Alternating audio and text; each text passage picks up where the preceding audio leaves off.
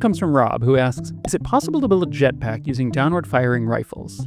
I was sort of surprised to find that the answer was yes. The principle here is pretty simple. If you fire a bullet forward, the recoil pushes you back. So if you fire downward, the recoil should push you up.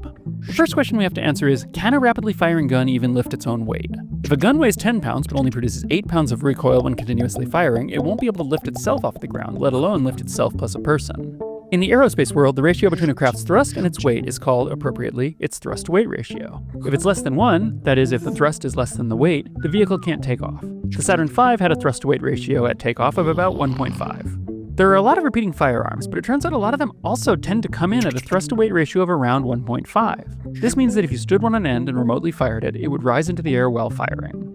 The amount of thrust created by a rocket, or rapidly firing gun, depends on 1, how much mass it's throwing out behind it, and 2, how fast it's throwing that mass. Thrust is the product of these two numbers. A self-reloading firearm might weigh around 10 pounds. If you fire 10 10-gram bullets per second, going 700 meters per second, the thrust from the stream of bullets is around 15 pounds. But this isn't just the bullets, the actual thrust can be up to around 30% higher. The reason is that a rifle isn't just spitting out bullets, it's also spitting out hot gas and explosive debris, and the precise amount of extra force will vary depending on the specific design of the rifle and the cartridge. The overall efficiency of using a rifle for propulsion also depends on whether you eject the shell casings out of the vehicle or carry them along with you. Let's assume we eject them for maximum efficiency. If we're firing bullets at the ground, we clearly have a complete lack of regard for the safety of anyone below us anyway. So what does this mean for our jetpack?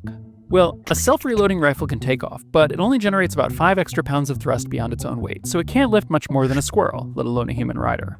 Let's try multiple rifles. If one rifle can lift itself plus 5 extra pounds, then 2 rifles can lift 10 extra pounds. At this point, it's clear where we're headed. With 30 rifles, we can just barely lift the weight of a 150-pound person. They'd be able to hover, but not really rise into the air.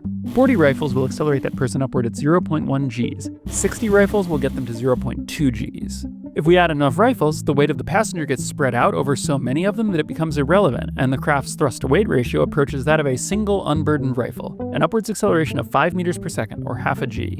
But that acceleration won't last very long, because we have another problem. Ammunition.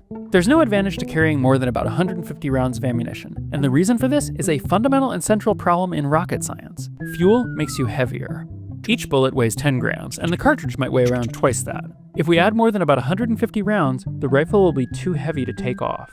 This suggests that our optimal craft comprises a large number of rifles, ideally at least 300, carrying 150 rounds of ammunition each for 15 seconds of continuous firing. This craft could accelerate upward to vertical speeds of around 80 miles per hour, and after it ran out of fuel, it would continue coasting upwards to a height of about 200 meters. So we've answered Rob's question. With enough rifles, you could fly.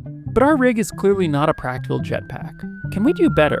The GA-U8 Avenger is an autocannon, which is a giant self-reloading gun usually attached to a vehicle that fires a 1-pound bullet up to 60 times a second. It produces almost 5 tons of recoil force, which is extraordinary, considering that it's mounted in a type of plane whose engines only produce a combined total 8 tons of thrust. If you put 2 of these cannons in one aircraft and fired both of them forward while trying to take off, the guns would overpower the engines and you would accelerate backward.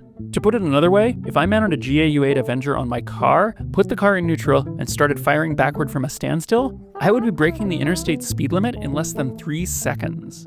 As good as this autocannon would be as a jetpack engine, the Soviets built one that was even more powerful. The GSH-630 weighs half as much as the GA-U8 and has a higher rate of fire. Its thrust-to-weight ratio approaches 30, which means that if you pointed one at the ground and fired, not only would it take off in a rapidly expanding spray of deadly metal fragments, but you would experience 30 Gs of acceleration. This is way too much. In fact, even when it was firmly mounted in an aircraft, the acceleration was a problem. To quote, "The recoil had a tendency to inflict damage on the aircraft. Landing lights almost always broke after firing. Firing more than about 30 rounds in a burst was asking for trouble from overheating."